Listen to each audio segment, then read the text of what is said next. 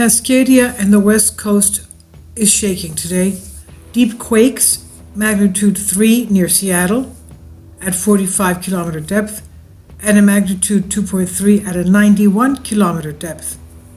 This is the Cascadia area, as we'll see on the map. The west coast has an increased activity, what it looks like to me, as compared to yesterday and the day before. This is the area of the earthquakes today, as you can see. Cascadia subduction zone. And it has been felt by 20 people reporting it in the Seattle area. The subduction zone, two models we'll see later. The subduction of the Juan de Fuca plate beneath North America changes markedly along the length of the subduction zone, notably in the angle of subduction. Distribution of earthquakes, volcanism we have there. We're going to see the volcanoes as well. There are a number of them, and they're very close together. Washington State and Oregon. The geology, seismic structure of the upper plate, the regional horizontal stresses, and to investigate the characteristics, USGS says they conducted detailed density modeling experiments of the crust and mantle along the two transects across the Cascadia zone.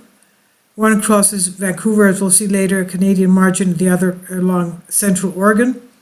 Both density models constructed independently to the depth of approximately 50 meters. Now, as we saw, the one around Sequin, Washington in Oregon, Seattle, Washington, Seattle, is at a depth of 44.3 kilometers, whereas the one north of that, Port Clemens, British Columbia, is at a whopping 91 kilometers depth. So you can understand both of them are quite deep. Now, the results, they said, confirmed that the downgoing slab of the Cascadia subduction zone dips significantly steeper under Oregon than beneath Vancouver Island, lending support to the idea that the Juan de Fuca plate is segmented from north to south. In addition, our gravity models indicate the mantle wedge beneath West Oregon, or below the Western Cascades, is lighter than the mantle beneath the Canadian continental crust. This low density agrees with the low mantle velocities observed in the mantle and the present-day extension regime in the Pacific Northwest. And now let me show you the maps a little bit, and we'll take a look at the volcanoes as well. We had the 2.9 at 90 kilometers depth, and you can see it's, let's go to the miles. Okay, it's about 550 miles. That's not too far as subduction pressure is concerned. Okay, this is where we had yesterday's quakes around here that we said, and this is the area right here, Cascadia, right here. This is the area of San Andreas, and this is the Garlic Fault and the Walker Lane Fault System. And I just want to show you, to tell you that San Andreas takes 75% of the subduction pressure of the Pacific plate under the North American plate, and the Walker Lane Fault System takes the other 25%. Also, these Walker Lane faults go towards the northwest, and they're pushing and nudging towards the Cascadia plate. They're nudging. That's why so many times when we have pressure and earthquakes here, we get ridge-crest earthquakes. We get quakes along here. And that's because this is the San Andreas and Garlic are locked. This here, though, is a series of faults, which are not one fault. There's hundreds of faults here. And we see that many a time we get the pressure released at ridge-crest from these Cascadia quakes up here along Vancouver Island. Basically, this is north of Vancouver Island, and the Seattle quake is south of Vancouver Island. And Vancouver Island is like a ship swishing this way and that way most of the time. But let's go to this is the USGS I was reading to you from, and they're showing us the Vancouver profile, Oregon profile, and this is it right here, Vancouver, Oregon profile. And we had our 50 Oregon quake at 50 kilometers. And this is where, well, it's not going here, 50 kilometers. As you can see, that's just about where it is on the subducting plate. And up northern New Vancouver is 100, about 91 kilometers. It's about down here. So the quake is all the way down here. You see? This one, Seattle, was up here, and the other one was here. Okay? Vancouver Island here. And let's go to our Canada map. This is it right here. This is the one that we had 90.5 kilometers, 2.3 at Port Clemens right here off this island. This is Vancouver Island. And they have the Seattle quake here listed at 2.6 magnitude, whereas USGS has it at 3.0. It's the same quake. Whereas USGS has it at Seattle, these people in Canada have it Victoria, Canada. But it's basically Seattle, that's okay. North of Seattle, that is. Okay, and this is our map right here. They don't map the Canadian quakes, but we have the Canadian map right here showing us. So that's the Vancouver quake. Okay, they have it here at the UTC 1159. And it's the same one as this one, UTC. No, what am I saying? Is that another one? I thought it was the same one.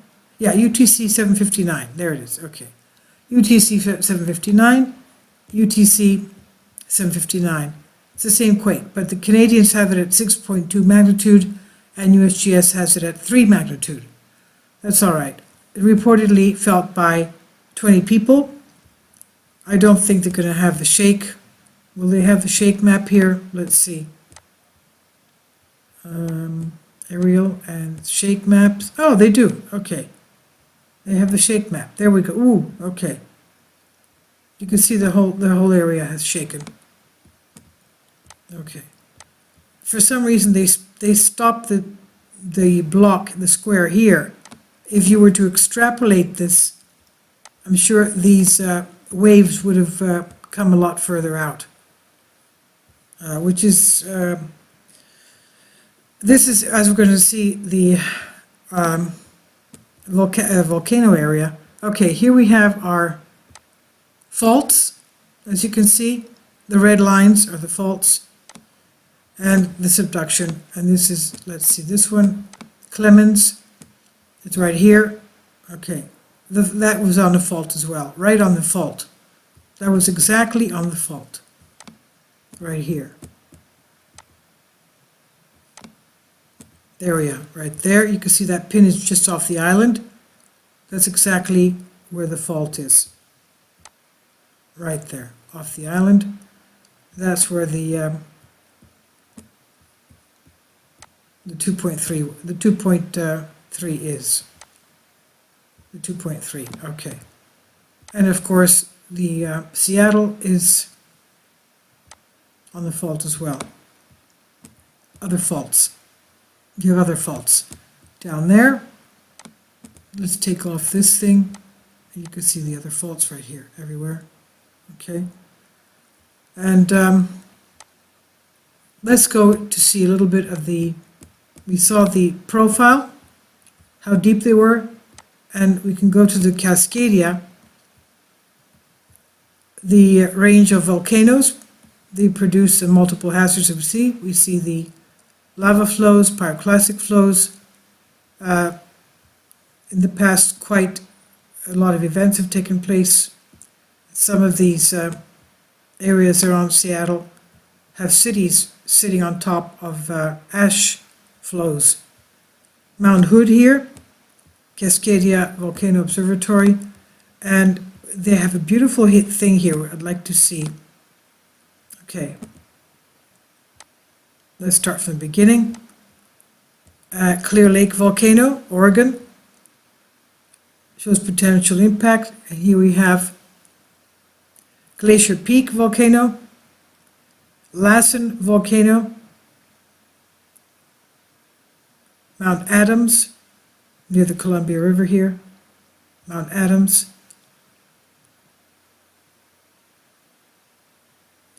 Okay, Mount Baker, Baker River, Mount Hood, Mount Jefferson, Mount Rainier, Mount St. Helens, Newbury volcano, right near the Three Sisters, you can see, Newbury volcano.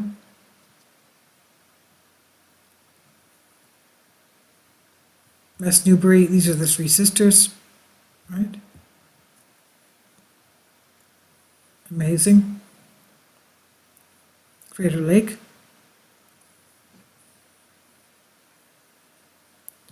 So you can see we have quite a number of volcanoes here. And let's go into our area here, into our map.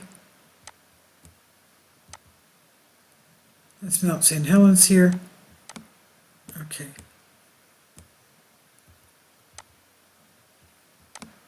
Okay.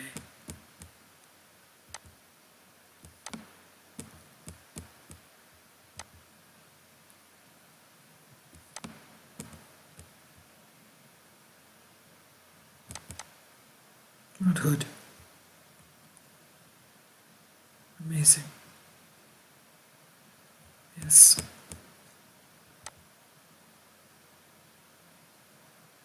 Mlount Hood.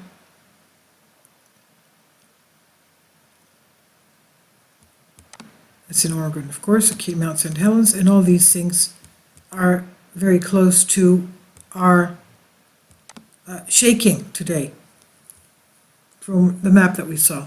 Okay, they're not at all far. Okay. And okay, all these are beautiful mountains and our volcanoes here. So I was surprised to see that we had very deep quakes here today, because usually they're about 10 to 15 kilometers, and oh, that one just came out. Okay, this is our area of Kansas. We know that Kansas has 15 old volcanoes that are diamond spewing volcanoes, and if you're living there and you hear some booms and rattling of your homes, you know that you have 15 volcanoes there that are diamond spewing volcanoes. They also spit out semi-precious stones, and that's because you're in the Midcontinental Ridge area, the rift, going all the way down to Texas. And the other arm, that's the western arm, going along, straddling the Great Lakes, and the other arm on the east goes along the New Madrid seismic zone, which is another rift area. And that all has magma underneath. They don't know where the magma is coming from. I wouldn't be surprised if it's, I don't know, coming from Baja or something, or even here, perhaps it's from here, because all these are volcanic islands, as we know. And we even have asphalt volcanoes here in the Gulf. Okay, so all of you here, please be very careful. I just want you to see the activity here today. That's the activity today of the smaller quakes as well. So you can see we have a lot going on there today. Okay, so please be careful. Thank you for your support.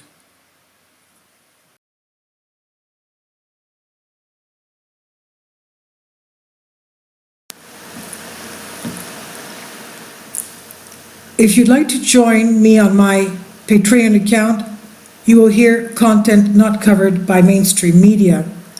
These riveting stories will be based on my research, and I will state my opinions and give my personal insight on diverse and controversial subjects and world events not covered by mainstream media, and not supported by YouTube guidelines. So whatever I have on my Patreon, most of those will not be on my YouTube channel. Please consider becoming a member today. More of the most significant and important videos will be on my Patreon channel. Your support helps me to continue my research and keeps this YouTube channel alive. And we depend on your support, your generous charity, because we help economically challenged families here in Athens, Greece, in Kapota, and we also help the young generation with university tuition and the community around our church. Thank you.